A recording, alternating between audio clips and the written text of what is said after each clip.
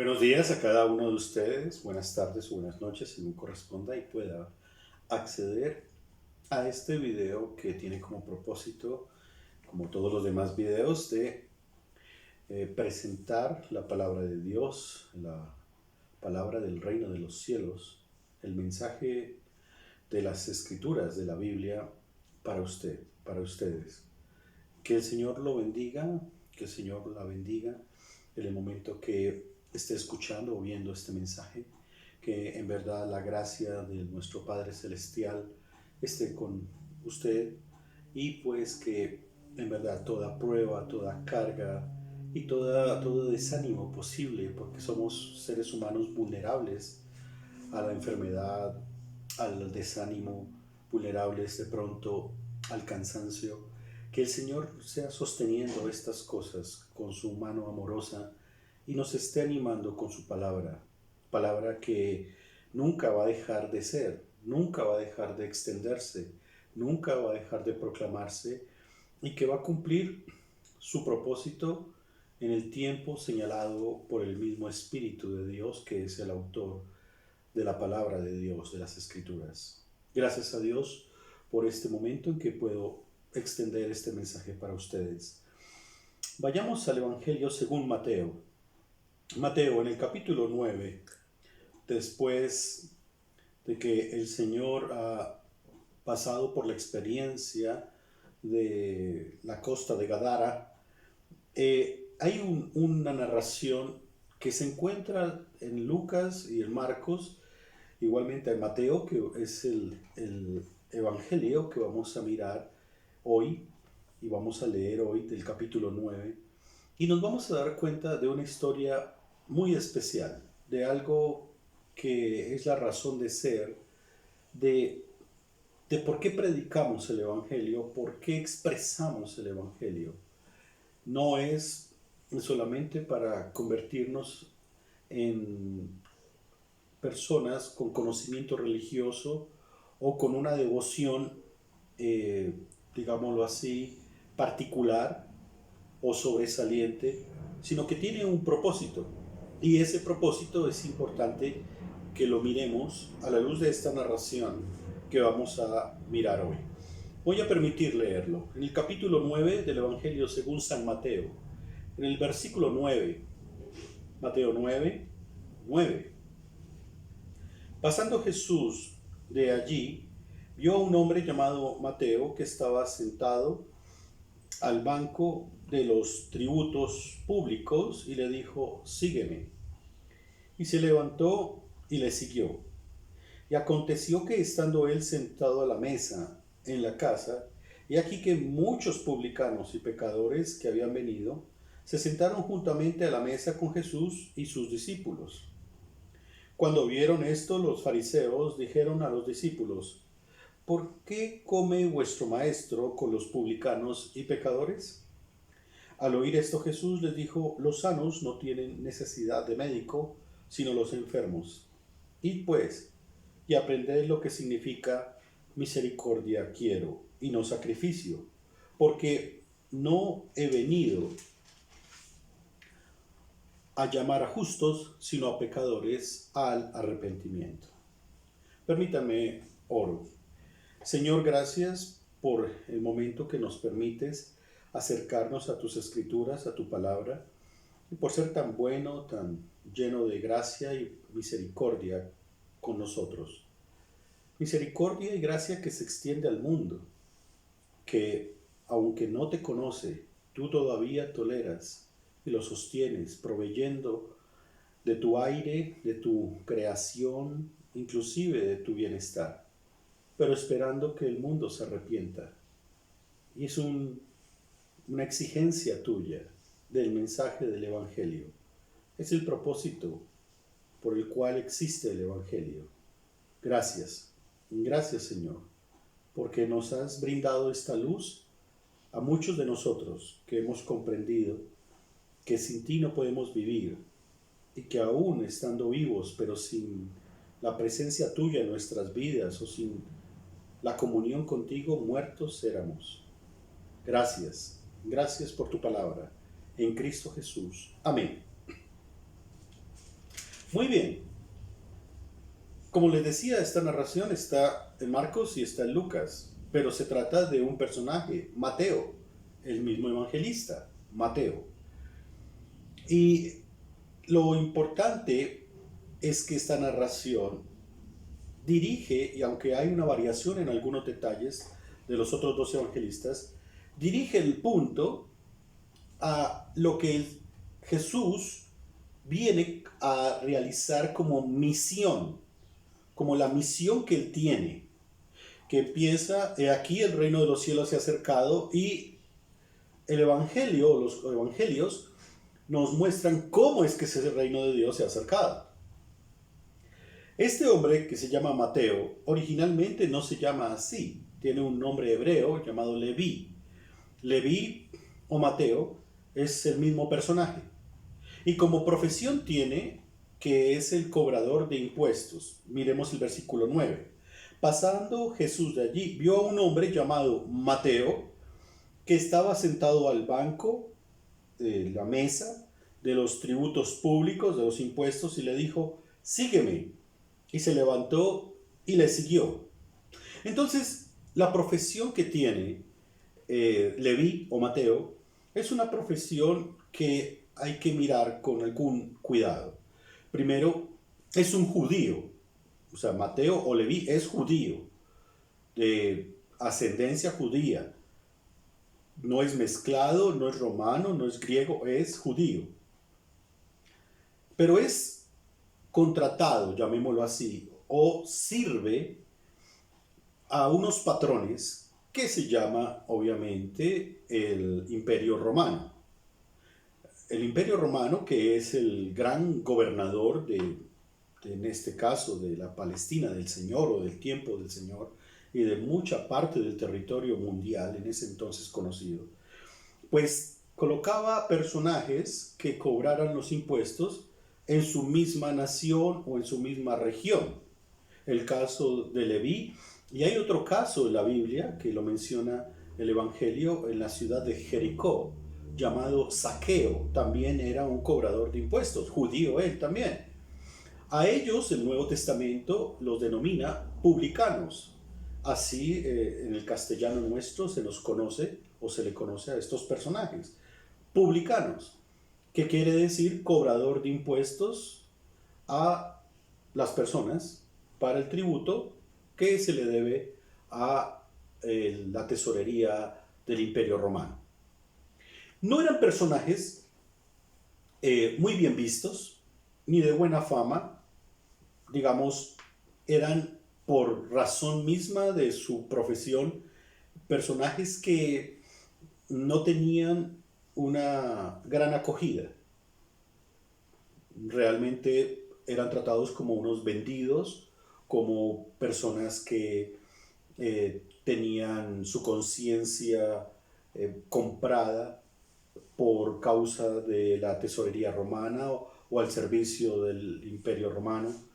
Entonces, en el Nuevo Testamento no vemos que estos personajes fueran tan populares. Eso, digamos, era un punto muy sobresaliente en cuanto a la imagen de los publicanos frente al pueblo. Pero había también otras razones, y otras razones es que los publicanos no solamente tenían una mala fama, sino que en su práctica el publicano, por lo menos en el contexto del Nuevo Testamento, tenía una práctica deshonesta en su oficio de cobrar los impuestos.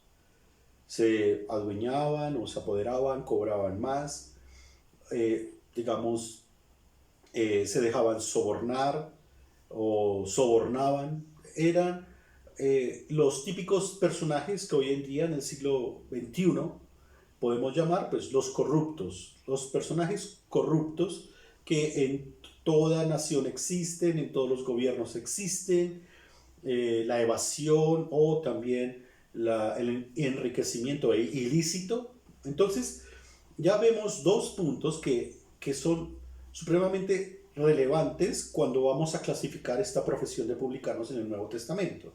Una, que no era algo popular, pues porque cobraban los impuestos al servicio de la tesorería romana, pero dos, que esos publicanos se les reconocía como personajes corruptos.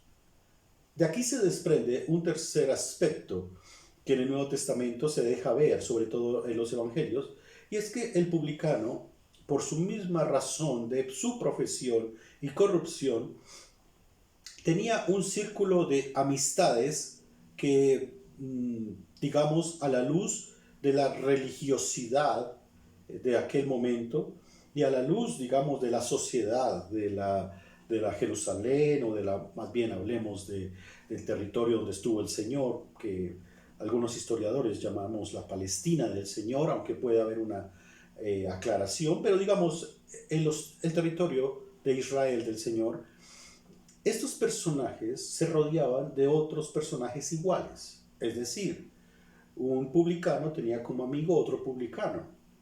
Y esos dos publicanos tenían como amigos más publicanos.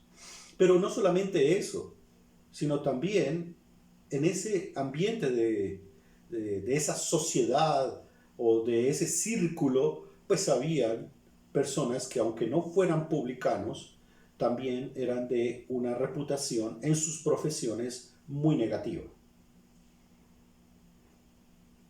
En, un, en, un, en una parte del Evangelio, inclusive, los mismos fariseos acusan al Señor Jesús, como en este caso, aunque en otro momento también, de que el Señor está metiéndose con publicanos y prostitutas.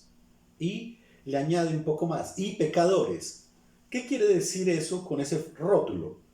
Que el publicano hace parte de un grupo de oficios o profesiones de baja reputación, que se relaciona con mujeres que ofrecen su cuerpo, venden su cuerpo, o también con personajes que no tienen una muy buena reputación en una sociedad tan cerrada como la sociedad judía en aquel entonces, y una sociedad religiosa que se debate entre el fariseísmo y también el saduceísmo, y por qué no decirlo, los mismos esenios, en una religiosidad de competencia de quién era más espiritual o quién tenía el dominio religioso del templo. En fin, esos personajes no ingresan a ese punto.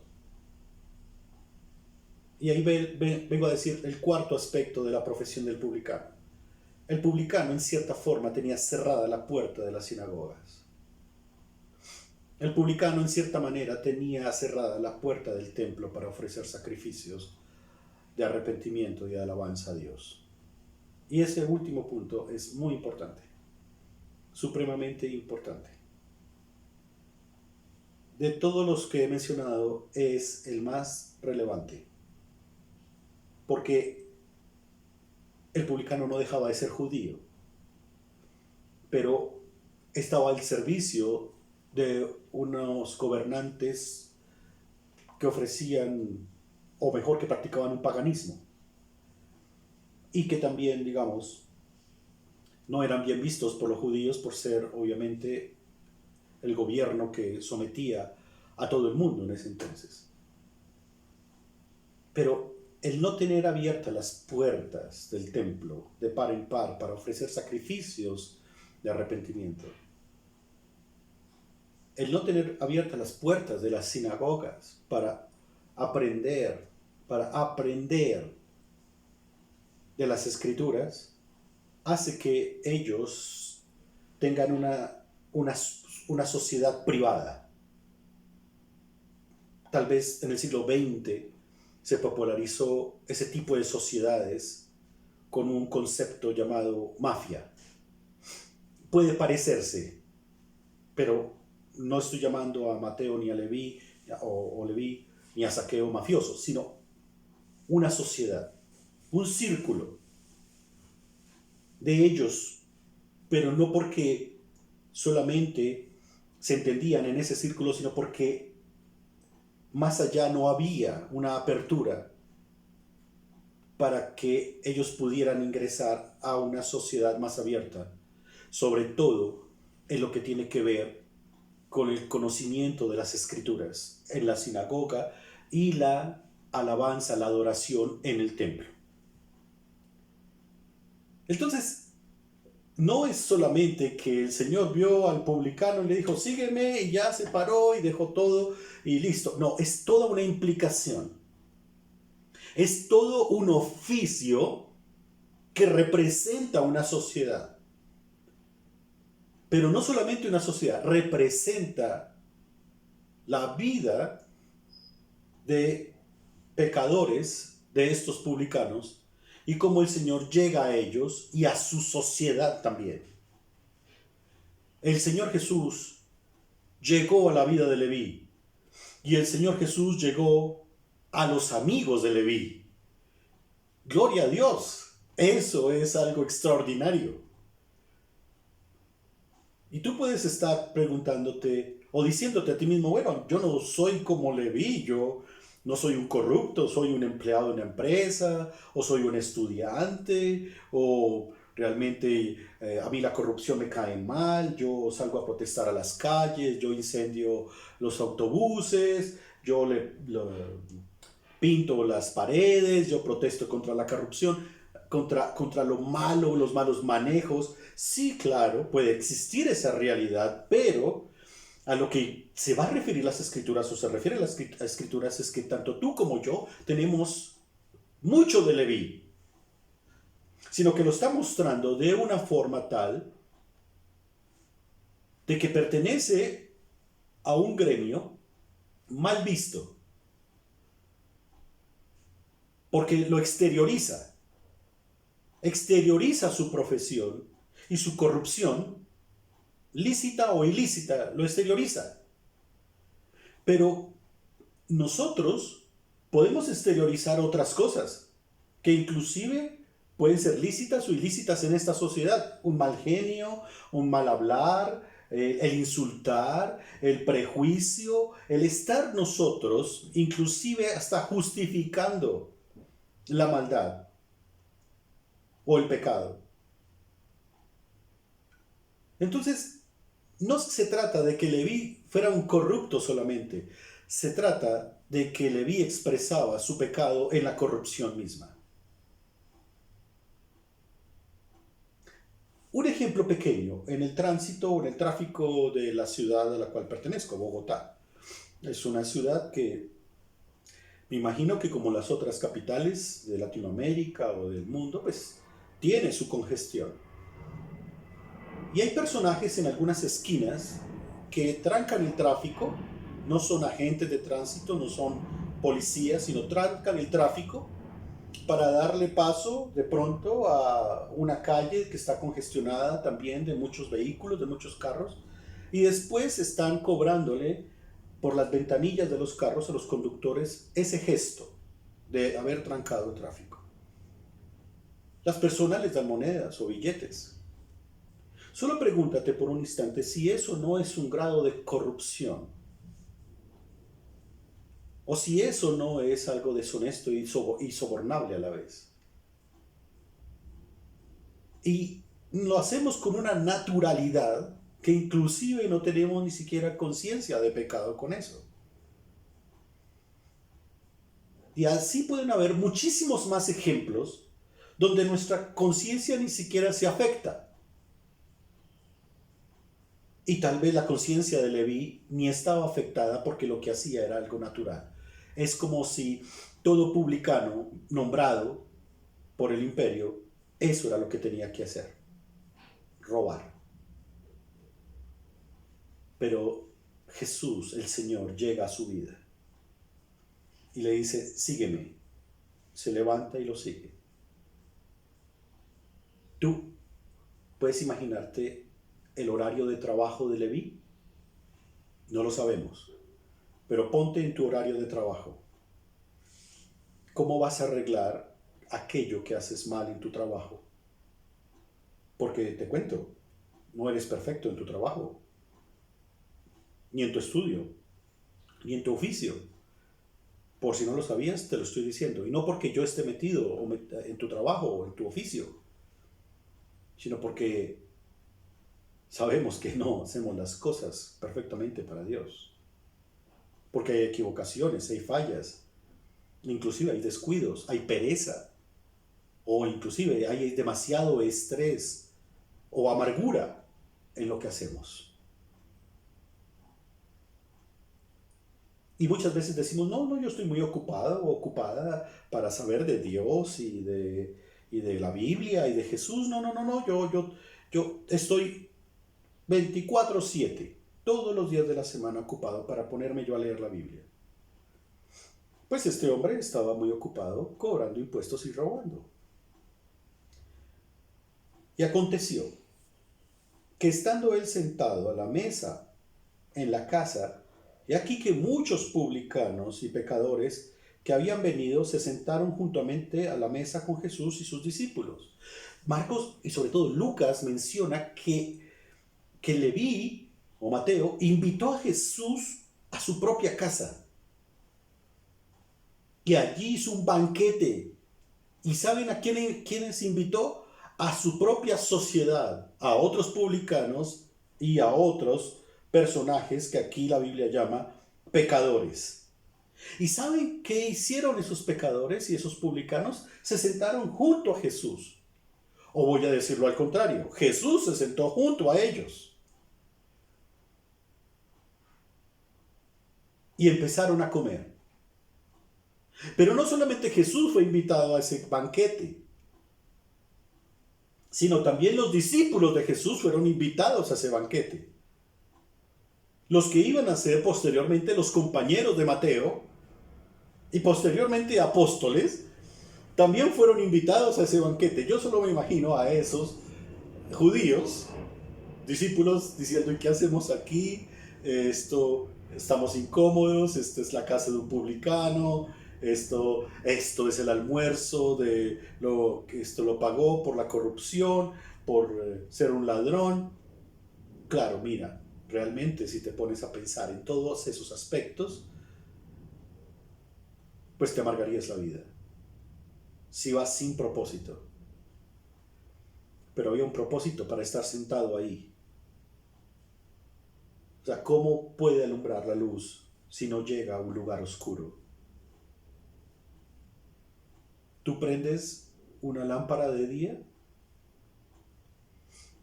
O sea, cuando hace un sol brillante, ¿tú tienes necesidad de una linterna? Bueno, y si la usas, pierde su propósito. ¿O prendes una vela cuando hay luz de día para caminar? Bueno, de pronto en algunos casos específicos, corredores oscuros o algo así, pero tú prendes una luz. Es cuando hay oscuridad. Y el Señor Jesús es la luz del mundo.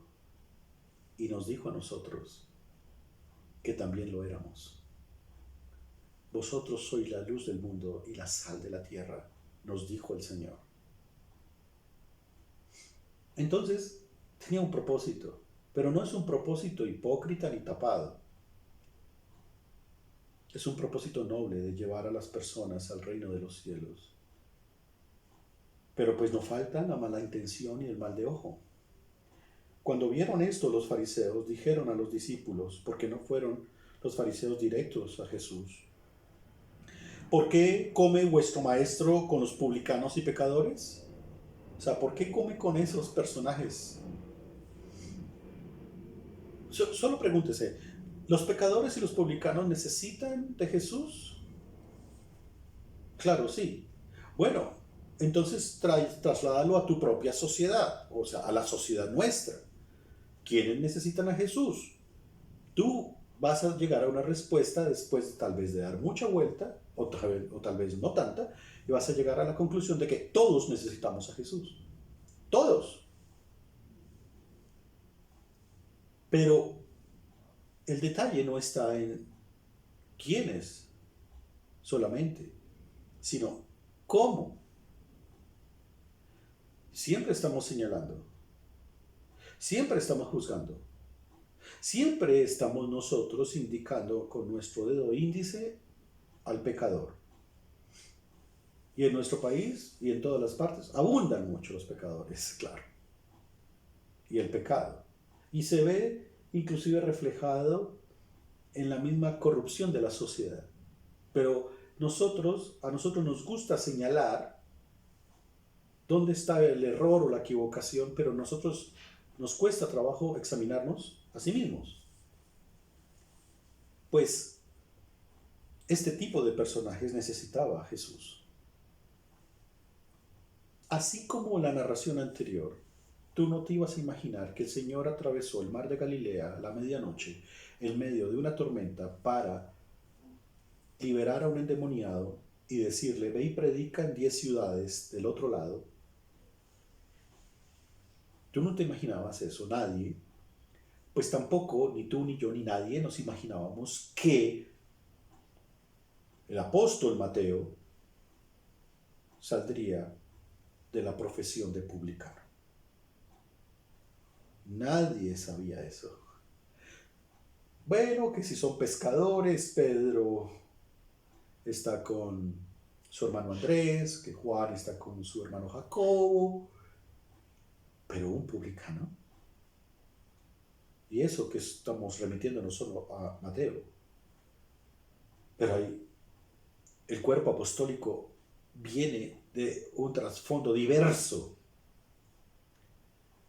Y estamos hablando de que llegó Jesús a la vida de Mateo y de otras personas.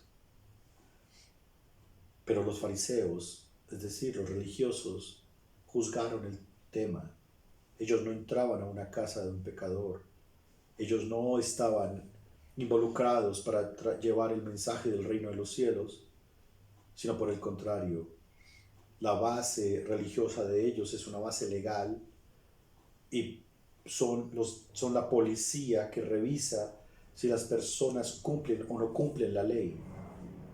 Y en este caso ven a Jesús comiendo con los pecadores y publicanos y lo juzgan. Así que el Señor Jesús responde algo. Ya para terminar, en los últimos versículos dice, los sanos no tienen necesidad de médicos sino los enfermos. Y es una comparación obvia, ¿cierto? Es una comparación obvia. Pero remata con algo indispensable.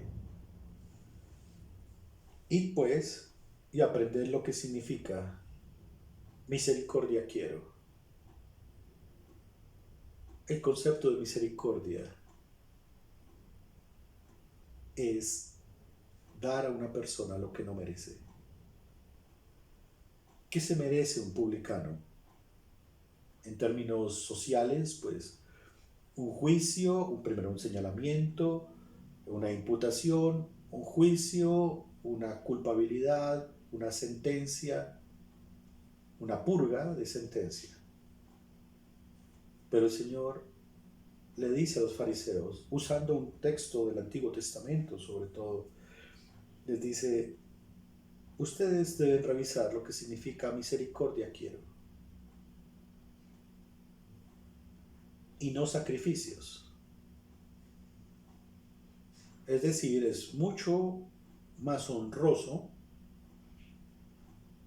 lo que Jesús está haciendo de involucrarse con pecadores presentando el reino de los cielos a exigirles a ellos que vayan a un templo que está cerrado para ellos para que hagan sacrificios. Es un mensaje en contravía.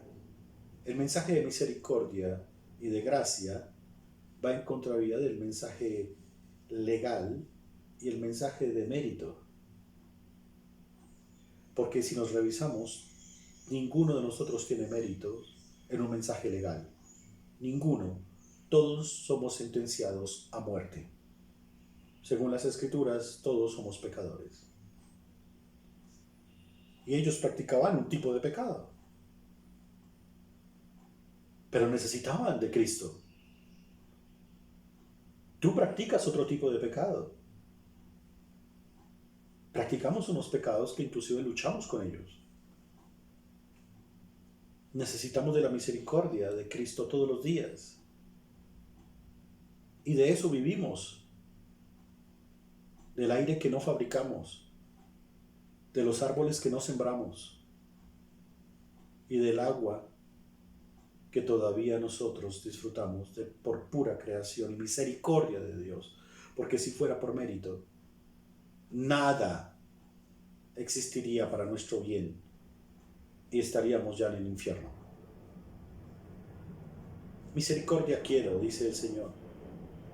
Por eso se involucra con pecadores. Esa es la razón de ser del Evangelio. Predicarlo. ¿Para qué?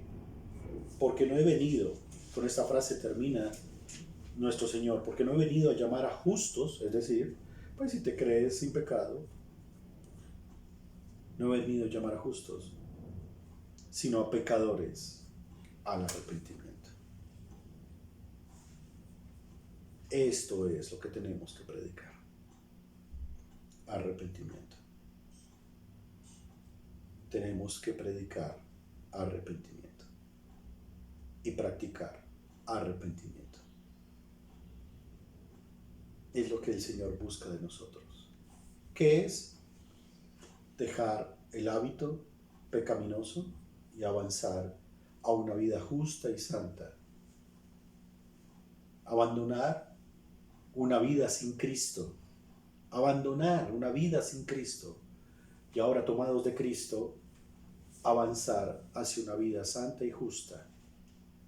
Puede ser instantáneo, como puede que no lo sea, pero el propósito es ir abandonando lo que es injusto y lo que es abominable para el Señor, para avanzar y avanzar y avanzar. Eso es el arrepentimiento. Eso es el cambio de vida. Y por último, el arrepentimiento y la fe la proporcionan el mismo Señor. ¿Cómo hizo Mateo para liberarse de su corrupción? Abandonó todo y siguió a Jesús. ¿Tú lo has seguido? ¿Cómo lo sigues? ¿Es solamente una idea nominal, una idea abstracta? ¿O es algo que heredaste de tus padres sin tener una relación personal con el Señor? ¿Cuánto oras al Señor? ¿Cuánta comunión tienes con el Señor? Dime. ¿Cuánto le dedicas a la lectura de la palabra en la semana? Puede que estés muy ocupado, pero no olvides esto. También tu oficio y tu trabajo son del Señor. Él te lo proporcionó. Y aún las capacidades que tú tienes en tu oficio o tu trabajo, Él te las dio. Todo se lo debemos a Él. Así que Él llega a nuestra vida y transforma nuestra vida, la pone patas arriba, digamos así, para reordenar nuestras prioridades y colocarlo a Él o entronarse Él en el primer lugar, como siempre lo ha sido, pero ahora sí con conciencia y con alma, en el primer lugar, donde Él es nuestro Señor, nuestro Rey y nuestro Salvador. Es lo que el Señor busca, que en ese arrepentimiento haya esa conciencia de que Él reina. Y no solamente en la creación, en el universo, sino que reina en tu vida. Y siempre lo ha hecho, sino que ahora te está cambiando la conciencia, te está cambiando el entendimiento. Y ya no es una idea abstracta, ni un Dios con D minúscula que puedes manipular, sino es Dios, poderoso, fuerte, amoroso y santo y justo, que te ha llamado al arrepentimiento. Que el Señor te bendiga. Gracias.